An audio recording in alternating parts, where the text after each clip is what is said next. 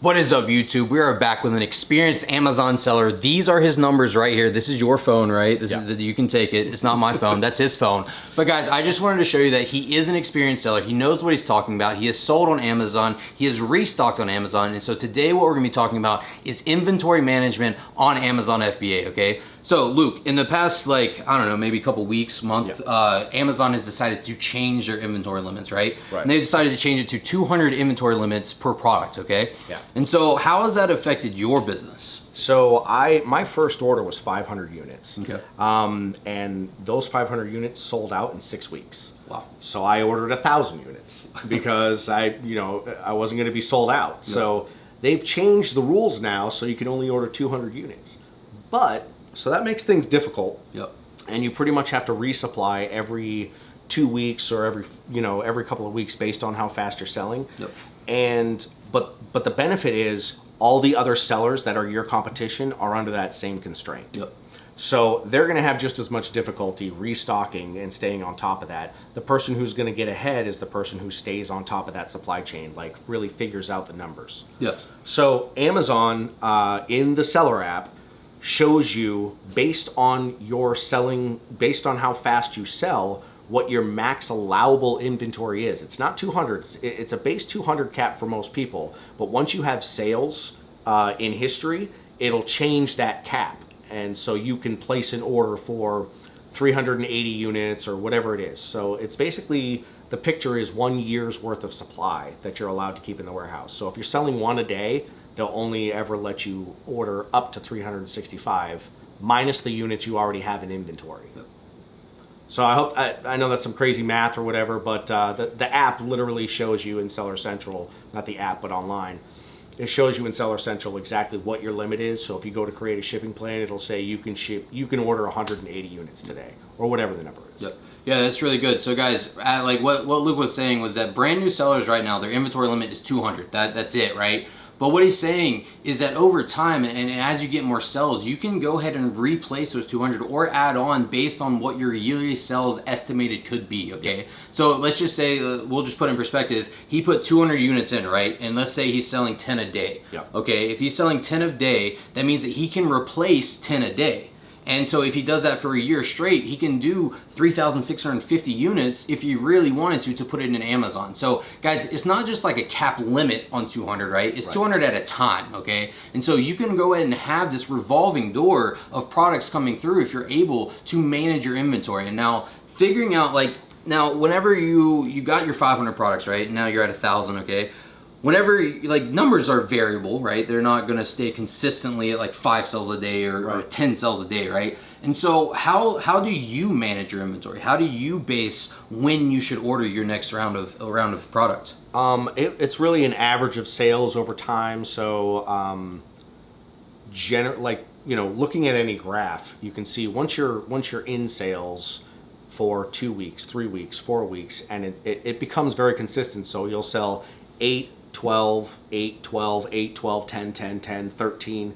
It becomes, you can pretty much find the average because it's not going to be like one day I sell 1 and the next day I sell 20 and the next day I sell 2 and the next day I sell 15.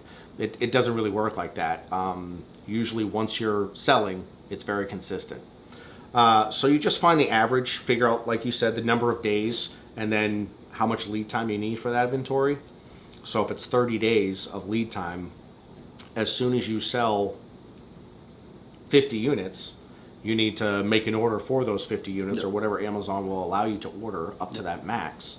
And then get that in the supply chain resupplying so that 30 days from now it'll show up at the Amazon warehouse and you won't run out of stock like I did. Yeah, that lead time he's talking about, guys, is the manufacturing time of actually creating the product and then shipping it over to an Amazon warehouse. And typically it takes 30 to 45 days depending on what your product is, the size.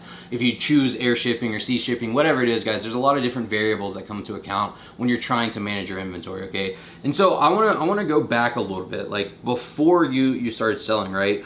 What made you decide on 500 units? Was it the negotiation? Was it that you hit your ROI with that 500 units, or was it that you were just dead set on I'm spending X amount of money on my inventory? It was kind of all three. Okay. I really was trying to get the ROI down, and so you have a minimum order.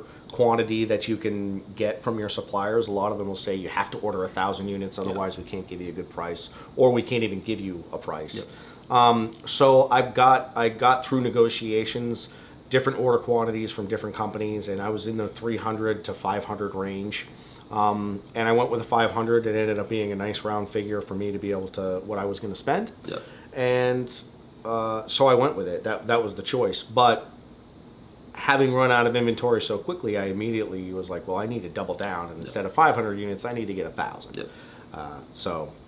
But it was really kind of all those things. What I was willing to spend, what my negotiations were with the supplier, and then how much I thought I needed. Because they suggest 200, 300. You can. Now 200 is the max anyway. So it just makes decisions easier. I'm telling you guys, it is a bad thing. It sounds like a bad thing to be restricted and limited on what Amazon is doing right now for the amount of units you can have. But now they just leveled the playing field for you. It makes it that much easier. For sure. So I want to talk about like negotiation for like 2 seconds, okay? Now you're someone that you have said to me multiple times that you are scared to just put yourself out there, right? You're not scared. You're just not comfortable with it, right? And so what was like the driving factor to getting your ROI from that supplier? Like, since you didn't know like what to say or what to do, like what was the driving factor?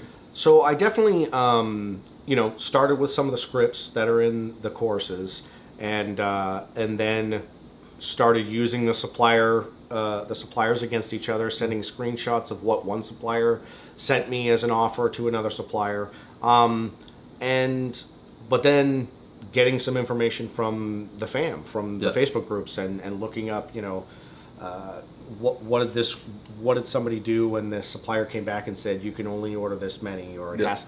So there was one I had to order 1,000, and it was like, okay, well, what's the price at 1,000?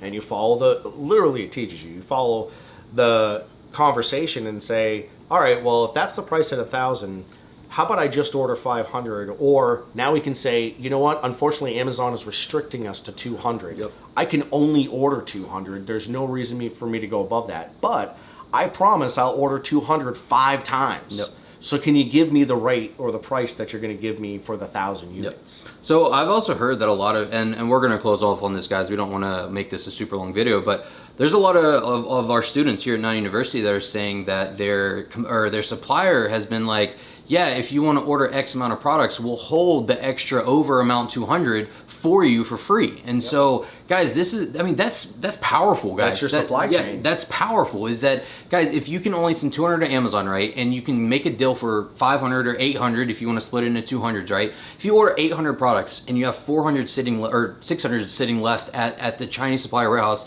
you don't have to wait for the manufacturing time. You don't have to wait for them to make the product. You don't have to go through negotiations. You don't have to do any of that. If you go ahead and go make a deal and be like, hey, if you can make this happen, if you can keep my product for a couple months, let me sell out of this and we'll keep a rotating door, then I will make it worth your time, okay? And now that's exactly what he was saying, except adding in the part where they just go ahead and make your product and they hold it for you. And so, guys, there is seriously a lot of benefits that come from this limit, even though it does suck, right? There is a lot of benefits that a lot of people aren't looking at. A lot of people, and this is a worldly thing where a lot of people just look at the negative side of things, but guys, if you can change your mindset to look at the positive things, I promise you it's going to be beneficial. And this is another thing that we've always said here at 9 University is that when something changes with Amazon, don't change yourself, okay? Yes, you might have to change some things in your business, but don't just start going down a rabbit hole into a negativity space to where you're like, oh, I can't do this anymore because Amazon decided to change something. No,